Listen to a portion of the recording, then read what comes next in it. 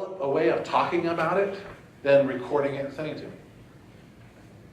In one of my other courses, which I'll get to in a minute, after they do any reading, they have to write me a 25-word summary. Now, the 25-word summary is to extract the essence of what they read. Don't give me a content summary. Don't say, this article addressed A, B, C, and D. Think, yeah, I can get that from the title. Why did the author write this? If we're sitting down at a park bench and you say, oh, I just read that Jones article, and I say, oh, what was in there? Well, if Jones addressed A, B, C, and D, that's not what I mean. What did Jones tell us? The 25-word summary is designed to get them to process what they're reading in a meaningful way. Okay? In this case, the learning artifact, something that fosters learning, could be a reflection. It could be they have to create a video. It could be they have to solve some problems or do some sort of writing. It could be that they have to do some design critiques. That is peer review or peer critique. They could do a presentation. Okay? Now, when our students do a presentation, they do the presentation because it fosters learning. They've got to, as a team, to figure out, well, what do we need to communicate? What's important about this? How do we do that? And then eventually, how do we come up and do some presentation work? Now, this is where we get the assessment for free. We're doing this artifact development and having students do it because they're learning from it. If they're doing that, then we don't need an assessment. We have an assessment. We just take that artifact and we assess it. We have a scoring guide. I have a scoring guide for the oral explanations. I have a scoring guide for the 25-word summaries. The things they do in class, they do for a learning perspective, I can then take in the dark of night and assess them. I don't need to do all of that and then give them a test at the end of 5 weeks. I take what they do along the way. Now, for me, they'll do 20 to 24 25-word summaries across the semester. So it's not as if I'm having them do one in the middle and one at the end or something like that.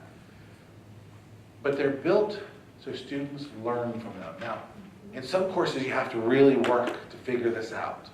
Okay, how do we create an artifact in this class, something that they've done, that I can then step in? Now remember, we're not splitting diamonds here. We're looking for a general measure of what they know, what they can do. Okay? And if you do it this way, oftentimes they'll do multiple artifacts. So they could do 5 oral explanations for me. They could do 25-word summaries for me. I may have something else in there. I tend not to use objective tests, but that's because I have 20 students. I don't need to.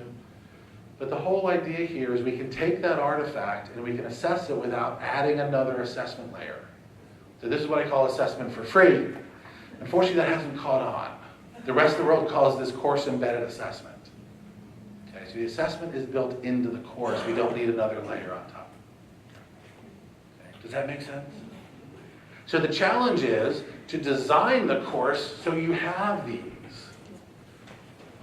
And you may have them already, but if not, go back and think about them. Yes? I'd like a little clarification. Sure. Because this sounds to me like you assess your course by looking at the grades you decide your students. I don't think that's what you mean, but I would appreciate your explanation of this. Sure. Well, and in a sense, I do mean it, but I need to change the way we're talking about this. We have a tendency of looking at grades as something we just give something. When we're creating assessment guides, we need to think about what are our expectations for their performance relative to what they're thinking about and how they perform. So the grade reflects that. So when I was talking about my oral explanation, there's a numeric grade associated with it. But then there's this developmental feedback, which is designed to make them better at what they're doing. So the developmental feedback is related to making them better learners, better performers.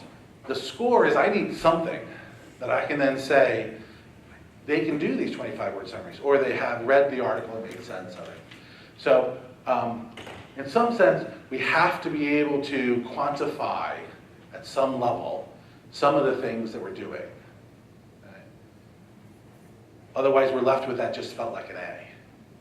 Okay? We need something, and we understand there's margin of error in all of this. Okay, again, that whole splitting thing. This is always going to be an approximation, which is why we want multiple assessments, not just 1 or 2. With multiple assessments, we get a better sense over time of what they know and what they can do. Am I getting close? I'm just bothered by the idea that you can teach a course and say, well, everybody in the course got A's, therefore it was assessed as a successful course. Well, I've seen people do that. So Sure I'm you- concerned about it. Yeah, what you need to do is back up then. Because if it's just, well, everybody gets A's, then I haven't assessed the class. I may have them doing some stuff. But when my students, like when they start doing their 25-word summaries, they average a 60 on the first one. Because they don't know how to do a 25-word summary. It takes a while to learn how to do that. So with the feedback, they get better. The score reflects their ability to write a 25-word summary. So the score has validity relative to their ability to read and construct a good 25-word summary because I spend the time to give them feedback across my 4 criteria. So I haven't given them just a grade. The grade reflects their ability to adequately perform that task. So it's not just this random everybody gets a 95. Okay? There will be a distribution based on their level of performance. So now that score means something. We tend to look at grades as meaningless because we don't put the time in to make them meaningful. They become meaningful when they align with the things that we expect from our students in the course. And that takes time. When you talk about course embedded assessment, the artifacts, Yeah. are you saying that we should have an opportunity to at once engage in formative and summative assessment? Yes. Yeah, sometimes your assessments will be both formative and summative. One of the things we tend to do over time is separate them and say, well, these are the formative only, and we're not going to give them any sort of goal, any sort of score on them. And then we have to do this separate formative. We can think past that. Okay? So in my class, if they do 24 of these, I give them feedback, formative feedback along the way. But I also assess their performance over time. And that gives me a good sense of where they are. Now, if they screw up on the first one, which most of them do, it doesn't kill them. Okay? They lose 25 points out of 1,200 points in my class. So it's not devastating, but it's enough to make them value it. Okay? Our students know the value of a point. And we may lament that, but we should leverage it instead. And say, you know, if I give them points for this, they'll go gangbusters. Now, I don't emphasize grades in my class. I never talk about grades in my class itself, other than the first day.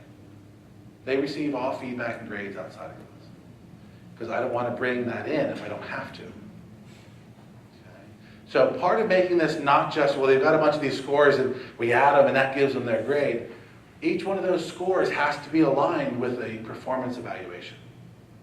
That's what makes that score meaningful.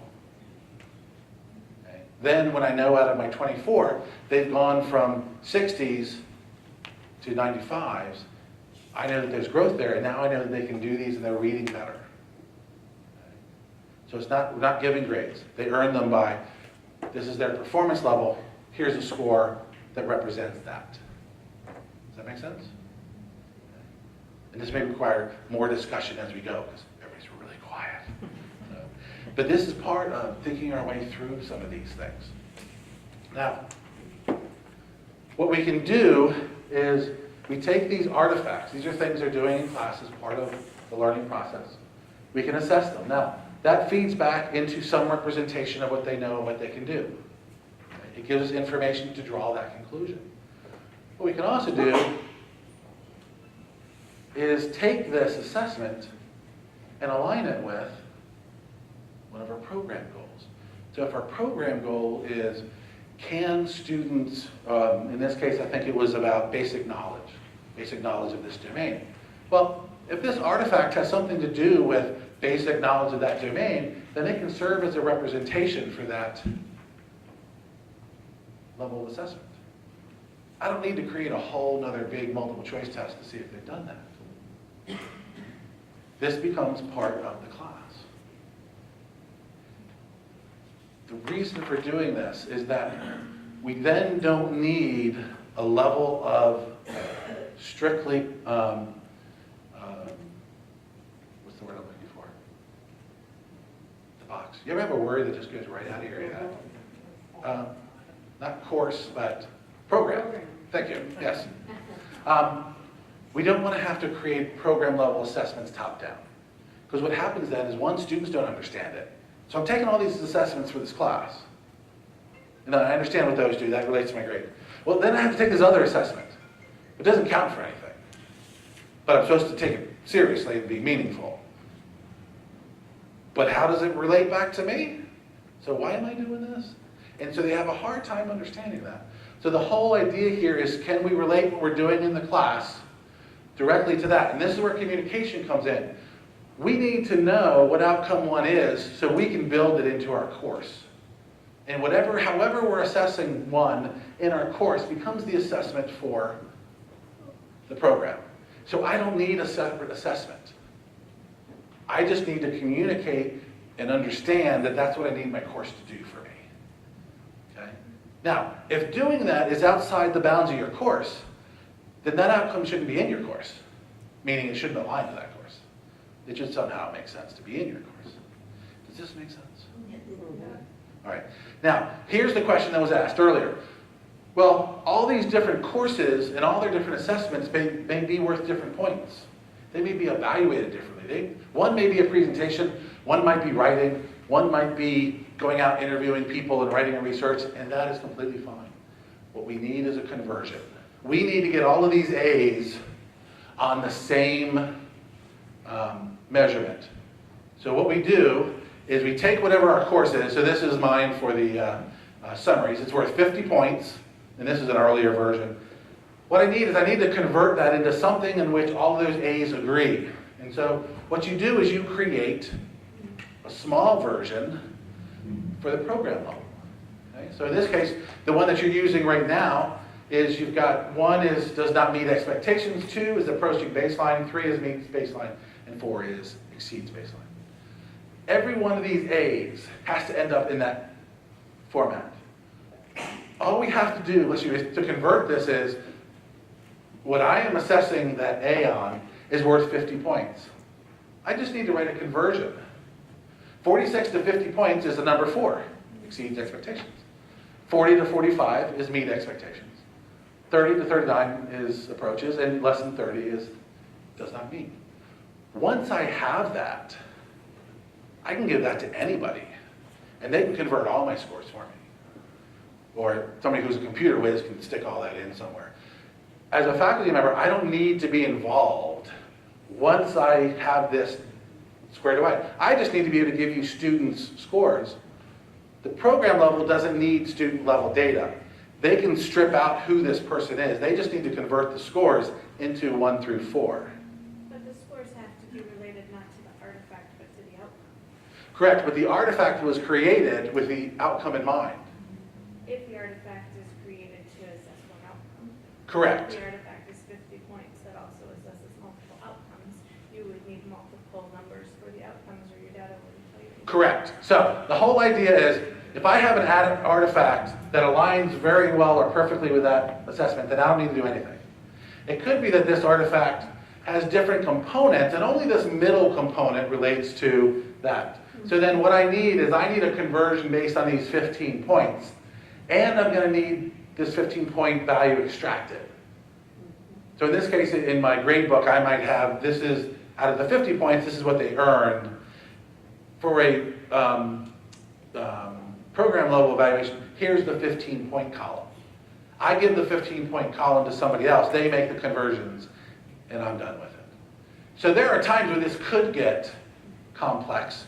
But if you're thinking, I'm going to do this to match up with that, then you try to pull some of that apart if you can, or at least identify it. Okay? So 9 times out of 10, you can figure out an artifact that serves a reference for that. Yes? Well, so the other thing I'm just a little worried about with this approach is that it sort of focuses on the individual making their artifact meet the outcomes, as opposed to working together to create some commonality and expectation and an artifact. And so I just don't want people to lose sight of the importance of working together on thinking about both the outcomes and the artifact. Okay, so this is the next level. This is the next level. If you're going to do this kind of artifact, and that artifact exists across multiple sections, those teachers need to get together and decide, what is this? And what does it look like? The other place where you need to get together is up there with the expectations. So you need to figure out, well, what artifact are we doing? Okay, well, we're having them write a paper and whatever the case may be. Okay, good. And do we understand what that is? Do we then understand what does a good paper look like? Because we want with 3 professors who are teaching this course that are having their students do this artifact to agree what this artifact is, what it looks like, and that we understand what exceeds means. That's where the other level of communication comes. So this isn't everybody's doing their own thing.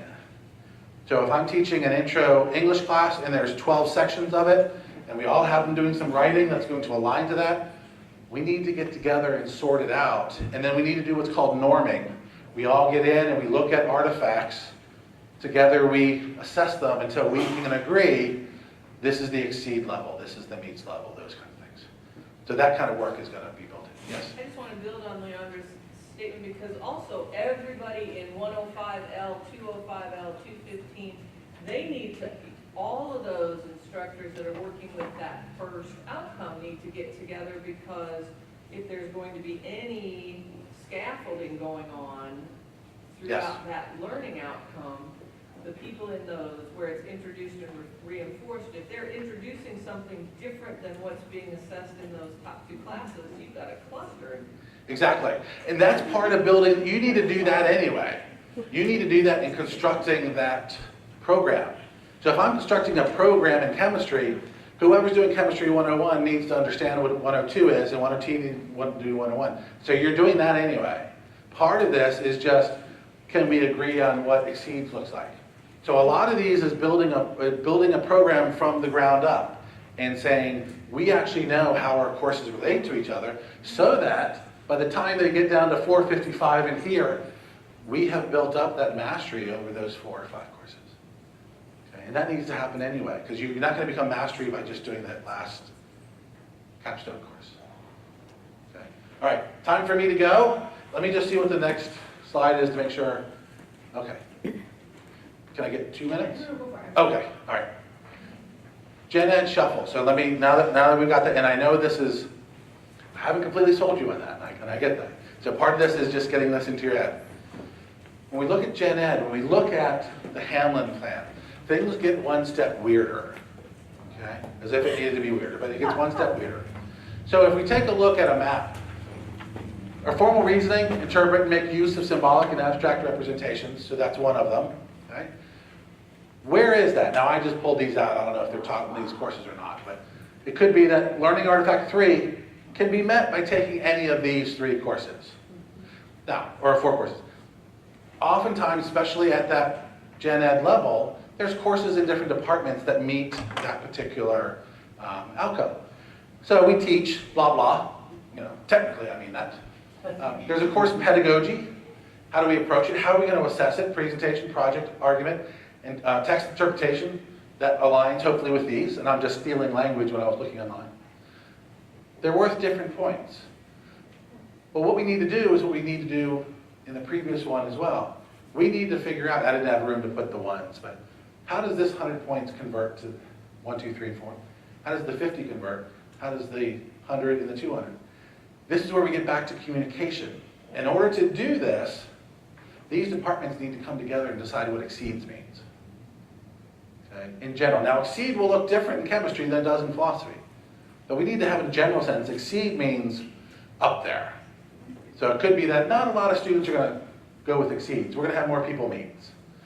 And we do that by getting some criteria of what each of these terms mean in a general sense.